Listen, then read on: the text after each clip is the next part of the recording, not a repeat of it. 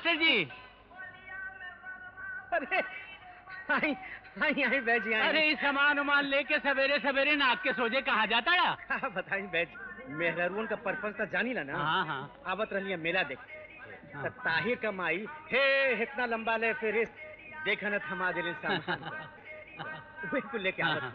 लेकिन सोचत हई कि लक्ष्मणवा गाँव में जाता, इस समनवा ओही का हाथे गाँव में पहुंचा के चल के दंगल देखी। कैसन दंगल? अरे वो लाठी वाला दंगल। लाठी वाला? अरे वो अपन भोलवा वाला दंगल। अरे हाँ भोला का, हम तो भुला गए लोली। हे मास्टर जी, एना पारी भोला का चानस लागल हमरा के बहुत मुश्किल है जनाब बा। वो कहे भैया?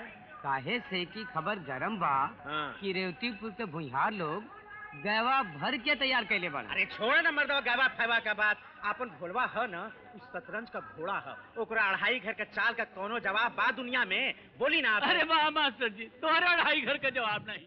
बाबू गिरजा शंकर के अखाड़े से गया भर भोला के ललकारत हुए। भोला जहाँ भी हुए मैदान में आ जाए। हर साल की तरह यह साल भी श्रीमान कलेक्टर साहब के हाथ से जीते वाले के 500 रुपया नगद और चांदी के कड़ा इनाम में मिली। बाबू हरपाल सिंह के अखाड़े का लठैत भोला मैदान में आ जाए। ये भुलवा कहाँ रह गई? अब भैया बोला के लिए होते तोरे कानों से पकड़ रहे चाहता ठीक से मुकाबला शुरू कैल जात बाय। बाबू गिरजा शंकर राय के अखाड़े का लठैत गया भर मुकाबला बदे मैदान में तैयार बाने। भोला जल्दी से जल्दी मुकाबला बदे हाजिर हो जाए। भाषण देवे और कर्तव्य करे में बहुत फर्क होला। ए नेताजी, इला पान का बीड़ा और सोझे चल जा दंगल में। इला ई का? अरे रख ल, ऐसन ऐसन बहुत बा हमरे थैला। ए थैला में बैठाए के घुमावा अपनी बहनिया के। हमार नाव लाली हो, ऐसन वैसन जी समझिया। अरे हम खूब समझिला तो नाव लाली बा लाली।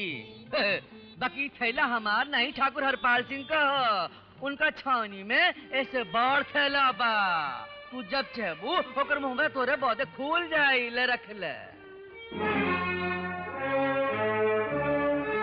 ए नेता, ढेर 100 का झंडा जीन फहरावा, नहीं ते भरी बाजार में जौन होई तौन ठीक ना होई। चलो निकाला बेगारी, जाओ के सोने से चलो जा। हाँ, बड़ा आइला नेतागिरी झाड़ा 100 को नोट दिखावा था। अरे तोरे गांव वाले तो कुल हर दुकान लगोले हम, तू ऐजा कोने में का करता है? कोना हो चाहे अतरा, जेके बढ़िया पान का मजा चाही वो अपने आप ही चल आई। बाकी तू यहाँ का इतराज घूमत बड़ा? अरे हम मरकंडे बाबा के दर्शन करे गए लली, तो बाबा हमसे कहला कि हमरे ललिया के कोनो 100 को झंडा दिखावता, तो कुल छोड़ के यहाँ दंदन आके चल। तो ये काहे नहीं कहता कि लाठी के दंगल लड़े में डर लागत बा? डर काहे के रे? तो का हर साल तू ही जीतबा? तो का तोर भैया जीती है? तो यहाँ का करत बड़ा? जा कुल्लठे तू वहाँ दंगल में हुआ। अरे हम तो पान खाए यहाँ आइली रे। पान खाए शुभ होला ना। अब फिर तोरे हाथ का लगौले पान का बात है? वो तो हमार जान है। तोरे हाथ का पनवा खाता है कुल रुआ गंगा। अरे भैया तू यहाँ बतियात बड़ा। अरे वहाँ दंगल में इंतजार हो तो तोरे कानों से है। अच्छा चल, ये हमरे समझावन के दिखा दे लोगन के और कह दे कि हम आवत हैं। ले अच्छा हम जाते हैं। जय बजरंग बली। माना चाहे जिन माना, तो हर जीतब तो मुश्किल है दिखा बा। अरे छोड़, मेहरारून से का शरत। अच्छा ये बताओ, अगर हम जीत गईली तो मिलवी ना नदी के किनारे? हाँ मिलब।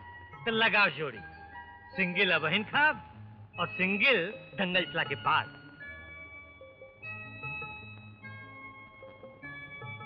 हे विश्वनाथ बाबा, ऐसन करिए कि जीत इन्हीं को हो।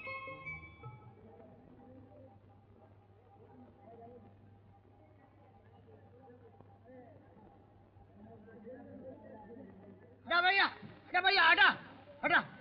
सुना भैया, भोला भैया भैया आवत होंगे। आपन समझावल लाठी पटाल रे तारे का नाव से। तो काल लठिया लड़ी का? ले भैया आपस समझावा और समझा दे सारे के तोरे का नाम से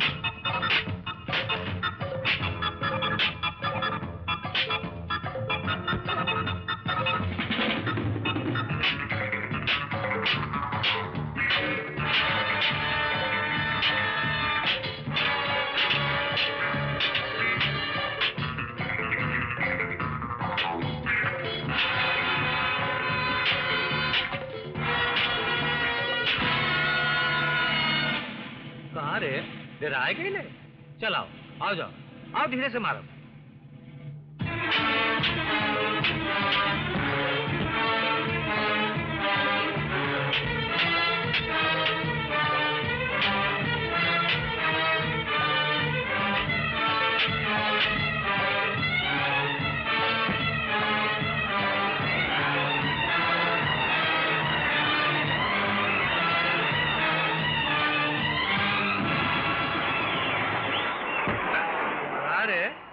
सुन ले रही कि बड़ा प्याज खा के रियाज करत रहले दुइये लबेदा में लौट गई ले कोनो बात नहीं अगली नाक पछैया के तनी बाबू साहब से कह के दूध मलाई खा के हाँ?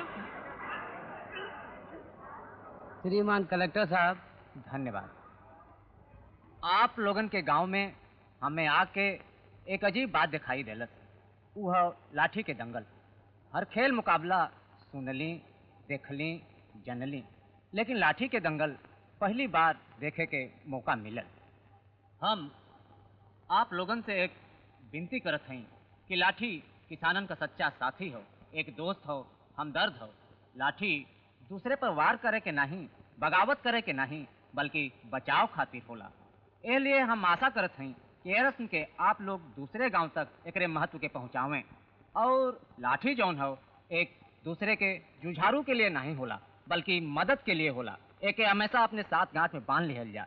अब हम श्री भोला के जौन ए लाठी के दंगल में जीत का हकदार हुवन और 3 साल से हमेशा जीत रहल हुवन हम उनके बधाई देते हैं। श्री भोला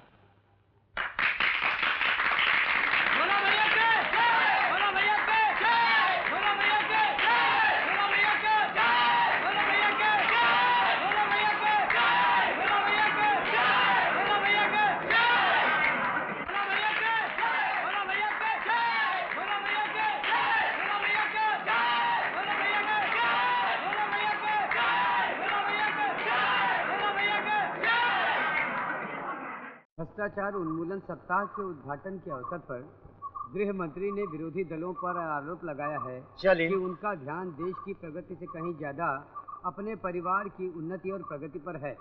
इसीलिए अरे का भइल हो तू ग्रामफोन का टूटल रिकॉर्ड नहीं अटक गिला अगवा बढ़ा न मर्दबा पा लगी भाई जी जी है भला जी है। सलाम मास्टर साहब। सलाम बचवा सलाम। अरे तू यहाँ तोहरा के तो ठाकुर साहब तहसीलिया में भेजले रहा ना वो मिसलिया खातिर ना हाँ। वो तो बिहान ही लिया के दे देली। अच्छा अच्छा बैद जी तनी यहाँ पे ठाकुर साहब समझाई ना बाबू गिरजा शंकर राय यंग टर्क में से हूँ। ए मास्टर जी हम कितनी ही समझाई कि कुल जवन यंग टर्क लोग हुमन इनके तो टर्की में जाके रहे की चाहिए ना हमरे भारत में का आफत जोतले हुमन। हाँ तेरे की अरे जौना मुल्क में ऐसा नहीं वोटर हुई यहाँ वहाँ प्रजातंत्रवाद ठेंगा चली। अरे मास्टर साहब हम यह कुल जानत बुझत रहे तो का गोबर फेंकी का भाई जी। ठीक बात है तू गोबरे फेंका जन ला। हाँ। अरे भाई जी बोलो वो दवाइया दी है ना ठाकुर साहब। अरे अरे ठाकुर साहब का भसम वो तो तैयार करके रख ले बानी ले जा उनसे कह दिए कि शहद लगा के चटनी है ऊपर से 1.5 सेर दूध उतार के पी जाएंगे। अच्छा प्रणाम जी। सलाम मास्टर जी। अच्छा हो है जी हाँ ये कब तक भसम चटा चटा के काम चलावत रहा अरे मास्टर जी, हम तो बैदे हैं ना, तो भगवान तो ना है कि मुअल मुर्दा के खड़ा कह दें। इसीलिए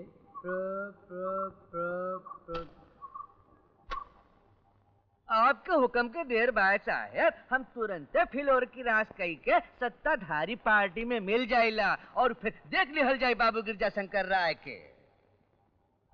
उस क्षेत्र में साहब भुईहारन के हउए के घर 312, 5000 हउए ठाकुर, 285, 115 भर और साहब अंसारी मोमन हउए 421।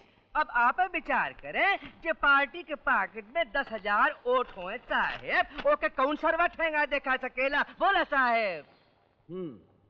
और साहेब रेवेन्यू मिनिस्टर के पिए हमार साड़ू बाड़े, उन्हों से कामना निकली कि हम सत्याग्रह कर देव साहेब।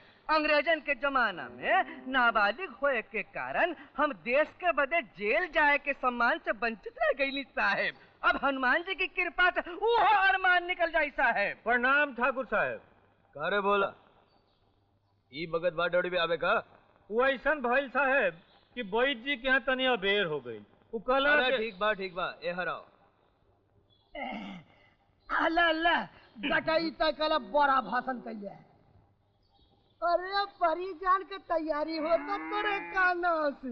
परिजान कौन परिजान? हाँ, अरे ये में ले बने के तैयारी करत बड़ा।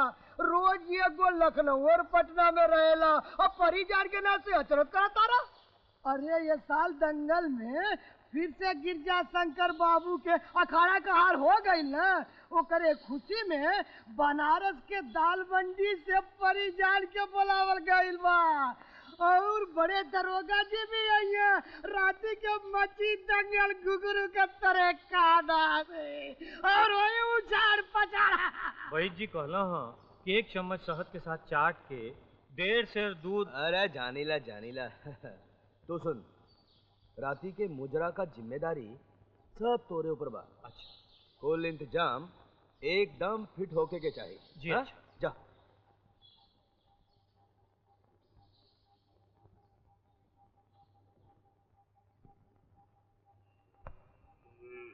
अरे पतिया, अब तो गोबरे उठावत है।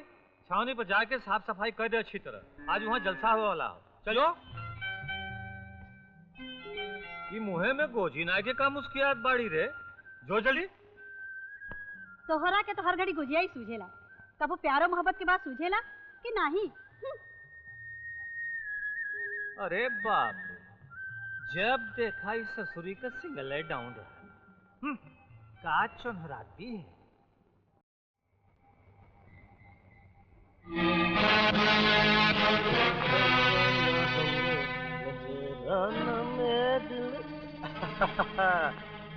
रपट लिखा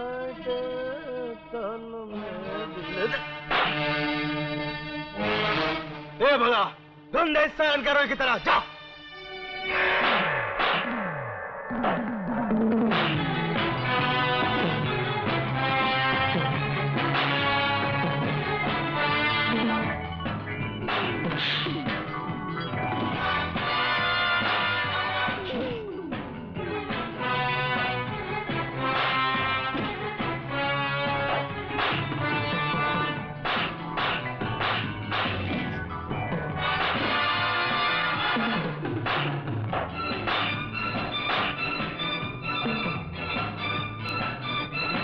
शेर के साथ हम जाते हैं। आपकी फिक्र नहीं, हम अकेले निकट ले फरज।